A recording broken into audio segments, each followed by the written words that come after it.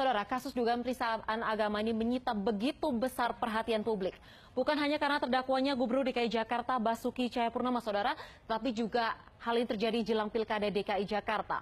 Belum lagi sejumlah aksi massa yang menyertainya. Nah, Saudara, kami akan ajak Anda untuk kembali melihat bagaimana perjalanan kasus Ahok tersebut. Saudara, bisa kita lihat bahwa dimulai pada tanggal 27 September 2016, Gubernur Ahok berkunjung ke Kepulauan Seribu, dan disinilah, Saudara, pernyataan Ahok yang menyinggung surat Al-Maidah ayat 51 terjadi.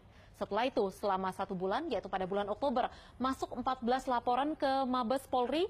Menindaklanjuti laporan ini, polisi pun memeriksa 16 orang yang terdiri dari saksi mata, saksi ahli agama, saksi ahli bahasa, juga pelapor dan terlapor. Dan selanjutnya, Saudara, dari hasil penyidikan ini akhirnya penyidik menetapkan Ahok sebagai tersangka pada tanggal 16 November 2016. Dan kemudian, Saudara, kurang dari 1 bulan berikutnya, tanggal 13 Desember 2016, persidangan perdana digelar. Di setiap sidang ini selalu ada 2 kubu massa yang berdemo di luar ruang persidangan, yakni yang pro Ahok dan kontra Ahok. Nah, kemudian pada tanggal 20 April 2017, Saudara, atau sehari usai penyelenggaraan Pilkada DKI putaran kedua, Jaksa Penuntut Umum membacakan tuntutannya terhadap terdakwa Ahok. Ahok dituntut 1 tahun penjara dan 2 tahun masa percobaan.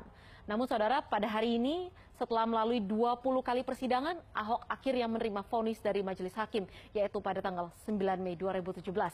Ahok dijatuhi hukuman penjara selama 2 tahun. Dan Ahok pun menyatakan akan banding ke tingkat Pengadilan Tinggi Jakarta Utara. Nah, yang juga menarik, Saudara, kita bisa lihat bahwa selain jalannya persidangan yang cukup menarik dari kasus ini, adanya aksi massa yang dilakukan dengan tajuk Aksi Bela Islam. Aksi ini intinya menuntut Ahok dihukum, dan yang menarik dari sejumlah aksi ini selalu memilih waktu penyelenggaraan pada tanggal cantik. Kita lihat, Saudara, di sini yang pertama tercatat digelar selama 7 kali. Yang pertama yaitu pada tanggal 14 Oktober 2016. Aksi ini dilakukan massa dengan berorasi di depan Balai Kota Jakarta. Kemudian berlanjut pada aksi kedua dengan peserta yang lebih banyak. Nah, Saudara, aksi yang dikenal dengan 411 ini dimulai dari Masjid Istiqlal menuju ke depan Istana Merdeka Jakarta. Di aksi ini sempat terjadi kericuhan saat polisi hendak membubarkan massa yang masih berunjuk rasa hingga melebihi batas waktu yang diizinkan, yakni pukul 6 sore. Dan aksi yang tidak kalah masif adalah aksi 212.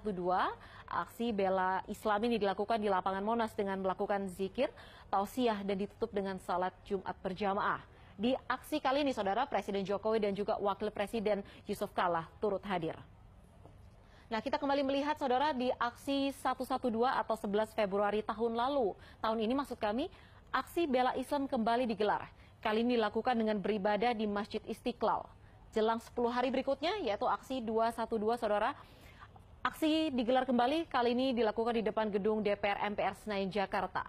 Dan tanggal cantik lain yang digunakan melakukan aksi yakni 313 atau 31 Maret 2017.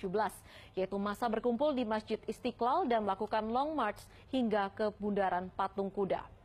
Dan yang terakhir, Saudara, beberapa hari lalu yakni tanggal 5 Mei 2017. Kali ini massa berorasi di depan gedung Mahkamah Agung. Mereka menuntut agar Ahok dipenjara. Demikianlah dan ulasan kami terkait kasus penistaan agama dengan terpidana Gubernur DKI Jakarta Basuki Cahayapurnama atau Ahok. Dan sekali lagi, Saudara, kami informasikan bahwa saat ini Ahok telah berstatus sebagai terpidana dengan hukuman 2 tahun penjara.